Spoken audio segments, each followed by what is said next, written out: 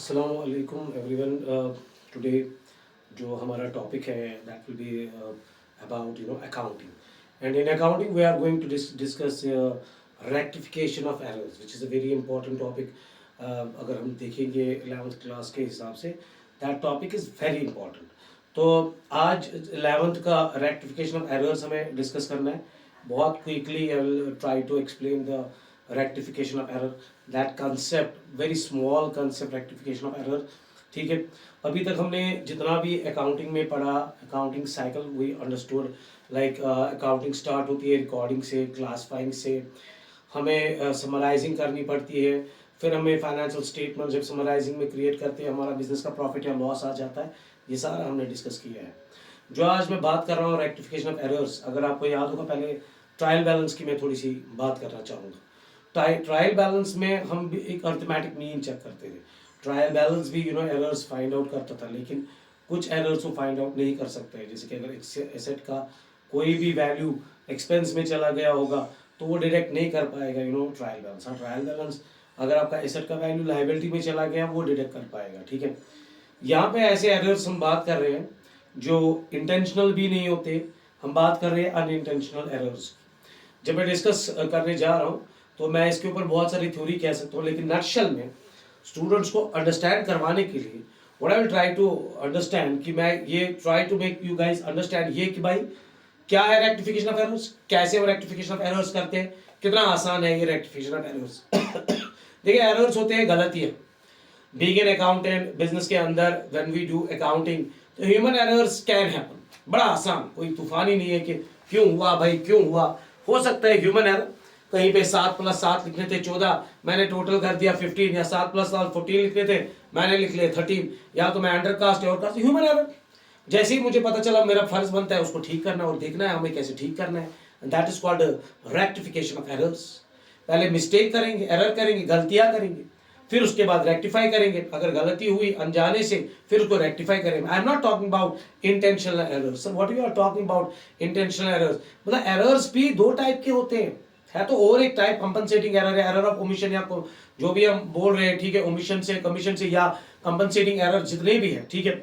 तो मेरे कहने का मतलब है मैं ऐसे बताऊंगा, या तो इंटेंशनल एरर्स होते हैं या तो नॉन इंटेंशनल या अनइंटेंशनल एरर्स होते हैं। जो इंटेंशनली हम मिस्टेक करते हैं उसमें हम कोशिश करते हैं गलती ना दिखाए, छुप जाए, किसी को पता ना चले, चोरी, try to level best, intentional act करते हैं।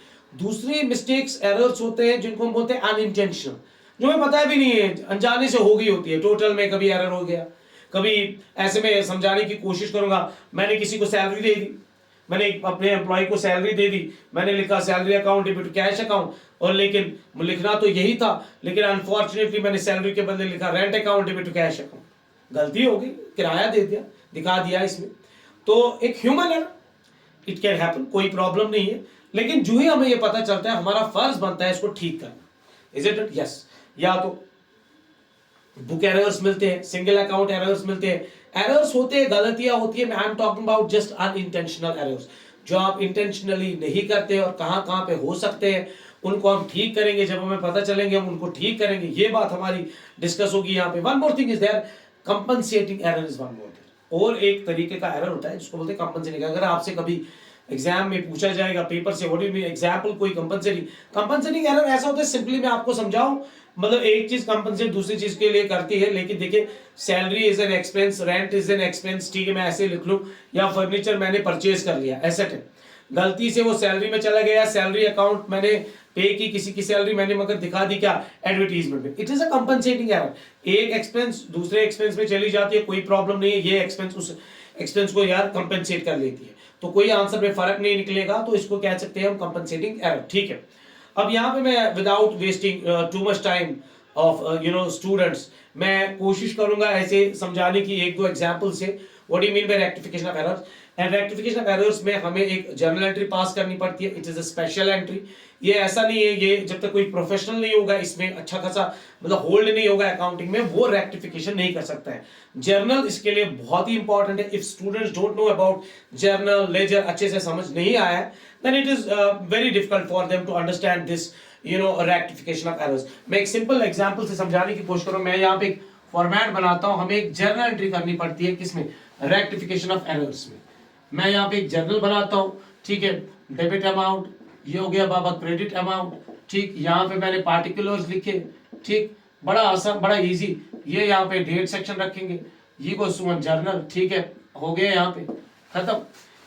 अब जर्नल में रेक्टिफाइड एंट्री मतलब हम फ्लूड नहीं कर सकते, फ्लूड करना is a very bad thing, fluid usually direct हो जाता है, ठीक है, अगर ऑडिटर आ गया कंपनीज में और पता चल गया फ्लूड, उसको इशारा मिल जाएगा कि यहाँ पे कोई गलती हुई थी, वो इसी टाइम क्यूरियस हो जाएगा। इसीलिए अकाउंटिंग में फ्लूड नहीं करते हैं, बल्कि हम अकाउंटिंग में एक जर्नल एंट्री पास करते हैं, जैसे गलत हुई होती है वैसे हम ठीक कर लेते हैं। इसको करना बड़ा आसान है, लेकिन ये उसी को आएगा, अगेन आई एम रिपीटिंग, जिसको जर्नल और लेजर बड़ा अच्छे से समझ आया होगा।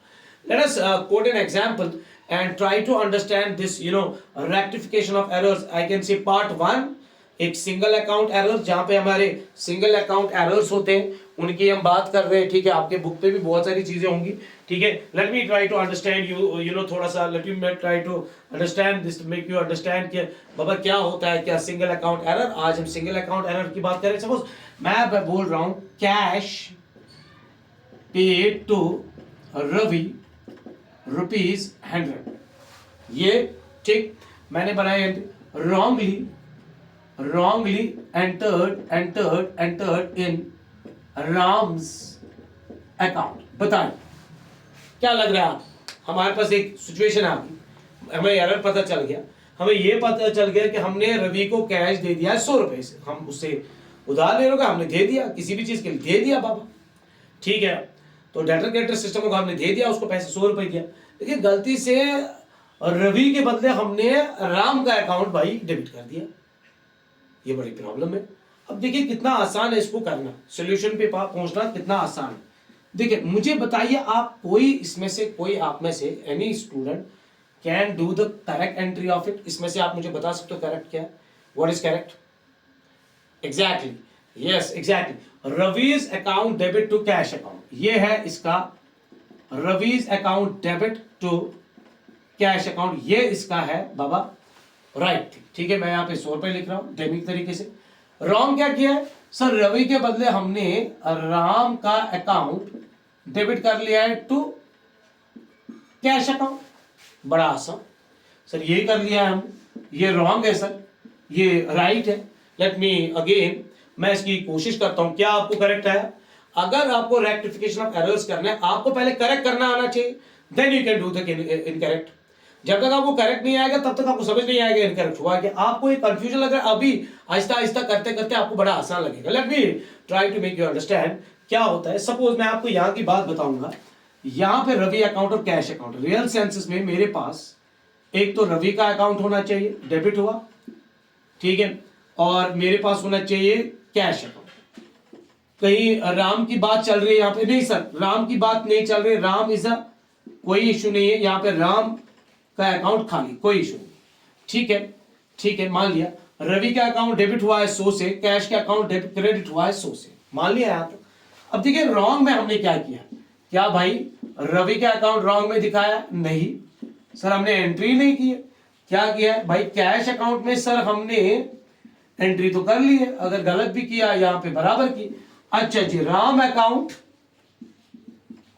डेबिट तो ऐसे क्रेडिट यहां से, बताइए क्या क्या रॉन्ग में सर, आपने राम अकाउंट डेबिट किया, ये है situation. This is the correct situation and this is the wrong situation.